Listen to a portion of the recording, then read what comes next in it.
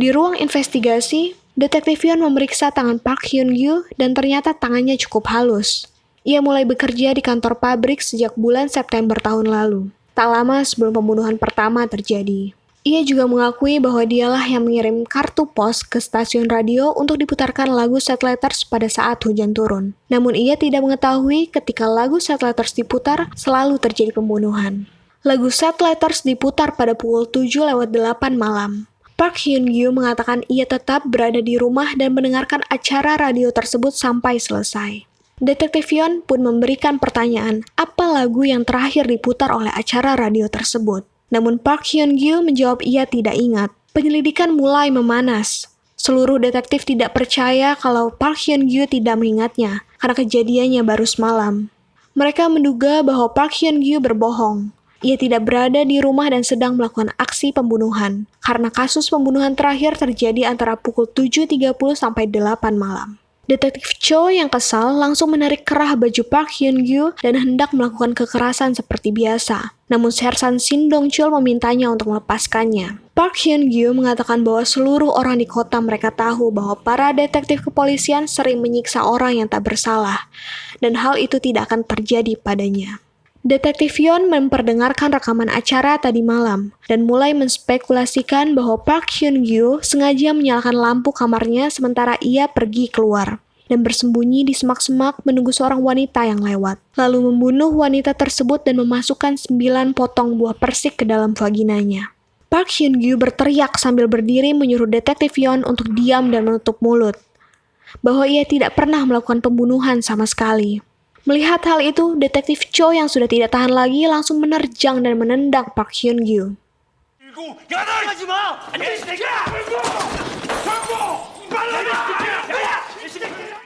Park dan Yoon terlihat frustasi menangani kasus ini karena tidak adanya sedikit pun saksi mata dan bukti.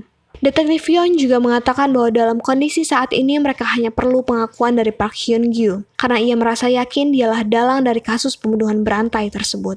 Di tengah keputusasaannya, tiba-tiba Detektif Yeon teringat akan Kwang Ho dan meminta Detektif Park untuk jujur apakah ia yang melatih dialog yang dikatakan Kwang Ho waktu itu saat memintanya untuk mengakui sebagai pelaku pembunuhan. Karena saat mereka menyeret Kwang Ho ke hutan, ia bicara tentang kematian Hyang Suk dengan begitu lancar dan detail.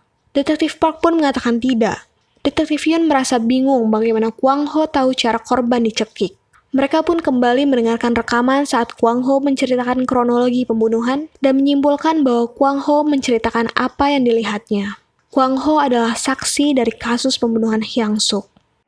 양숙이가 몸에 약간 떨더니 양숙이 빤스를 모자처럼 Yeon dan Park segera menuju ke rumah Kwang Ho, namun Kwang Ho tidak ada di rumah. Di sana mereka bertemu dengan Detektif Cho yang sedang mabuk. TV di restoran ayah Kwang Ho menampilkan sebuah berita tentang penangkapan seorang detektif, dan para pengunjung di sana mengolok-olok detektif kepolisian yang bertugas sehingga membuat Detektif Cho marah. Dia melempar TV tersebut dengan botol minuman keras dan memukuli semua orang di sana. Keadaan restoran sangat kacau. Kwang Ho tiba-tiba datang dan bergabung dalam keributan. Ia mengayunkan papan kayu ke kaki Detektif Cho dan tanpa sengaja menusuknya dengan paku berkarat. Kwang Ho berlari kabur karena ketakutan. Park dan Yeon mengejar Kwang Ho untuk menanyainya terkait kematian Hyang Suk. Kwang Ho dibentak agar menjawab pertanyaan mereka. Tak lama ayah Kwang Ho dan beberapa pengunjung yang tadi berkelahi datang, membuat Kwang Ho berlari karena mengira ia akan dibunuh. Ia berlari menuju ke rel kereta di mana terdapat kereta yang akan melintas. Naas, Kwang Ho pun tewas tertabrak kereta. Keesokan harinya, petugas Kwon Kwi-ok memberitahu bahwa dari hasil otopsi ditemukan air mani di pakaian korban. Apabila DNA dari air mani tersebut sama dan cocok dengan milik Park Hyun-gyu, maka ini bisa menjadi bukti yang kuat bahwa dialah dalang dari pembunuhan ini. Akan tetapi, karena kurangnya teknologi analisis DNA di Korea, sampel tersebut harus dikirim ke Amerika Serikat. Kembali ke Park Hyun-gyu, Detektif Yeon ditugaskan untuk terus mengawasinya. Namun Detektif Yeon kehilangan jejak karena mesin mobil yang dikemudikannya tidak kunjung menyala. Padahal Park Hyun-gyu sudah pergi dengan menaiki bus. Detektif Yeon merasa frustasi. Sudah 2 jam Park Hyun-gyu belum juga sampai di rumah. Padahal hanya ada 6 terminal dari tempat itu ke rumahnya. Ia berasumsi bahwa Park Hyun-gyu turun di suatu tempat. Malam itu, seorang gadis pelajar terbunuh. Di TKP, Detektif Yeon mengenali gadis itu sebagai siswi yang ia temui saat menyelidiki toilet sekolah. Di vagina gadis itu ditemukan pensil dan juga sendok. Dengan perasaan marah, Detektif Yeon mendatangi Park Hyun-gyu di rumahnya dan menyerangnya. Yeon mengancam Park Hyun-gyu dengan sebuah pistol agar ia mengaku sebagai pelaku dari kasus pembunuhan berantai ini. Dengan brutal, Detektif Yeon menampar dan menginjak Park Hyun-gyu, namun aksinya berhenti ketika Detektif Park membawa dokumen hasil tes DNA dari Amerika. Ternyata DNA Park Hyun-gyu tidak cocok dengan air mani yang ditemukan di pakaian korban. Dengan kesal, akhirnya mereka melepaskan Park Hyun-gyu.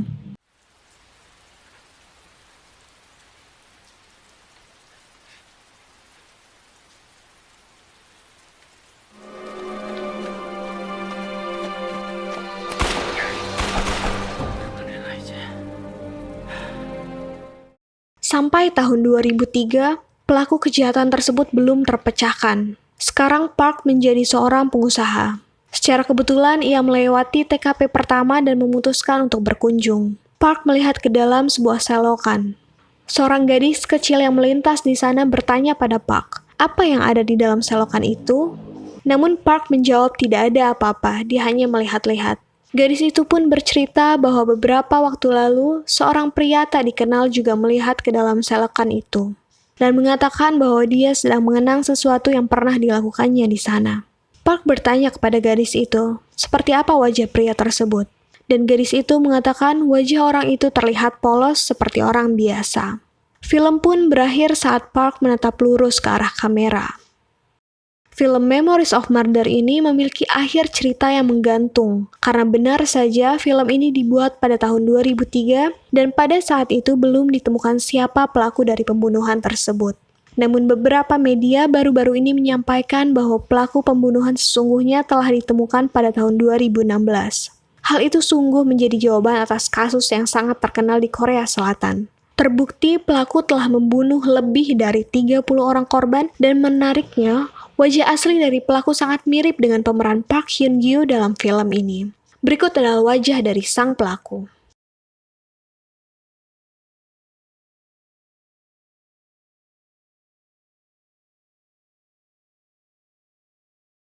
Mungkin itu saja, sisanya bisa teman-teman googling aja sendiri. Terima kasih dan dadah!